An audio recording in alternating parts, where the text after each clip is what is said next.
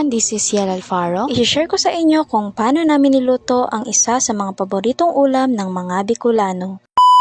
Since na-blender ko na nga po ang mga ricado, isusunod ko naman pong i-blender ang mga alimango. Nilalagyan ko nga pala ito ng suka, hindi lang para sa lasa, kundi para na din sa food safety. Nakakatulong din po kasi ang suka para mawala ang lansa at amoy ng alimango. Pagkatapos ko naman pong i-blender ang alimango, sinala ko na ito gamit ang pinong salaan para matanggal ang butil, balat at mga matitigas na part na hindi naman natin kailangan. So ang kailangan lang po natin dito ay ang katas ng alimango. Pagkatapos nilagay ko na din po ang mga ricado, katas ng alimango at mga pampalasa. Pagkatapos namang mahalo ni mama, nagsimula na din si papang magbalot. Since gutom na nga po ako sa mga oras na yan, kumain na po muna ako bago magtali. By the way, si paring po pala ang madalas na gumawa ng toppings. Ito po pala yung nilalagay sa ibabaw ng tinuktok or pinangat. So after ko nga pong matalian yung mga hindi maanghang, sinimulan ko na din pong i-blender yung mga sili. Since may mga customers nga po na mas gustong maanghang. Pagkatapos ko nga pong ma-blender yung sili, sinimulan na din ni mamang magbalot. Habang ako naman ay magtatali ulit. Sanay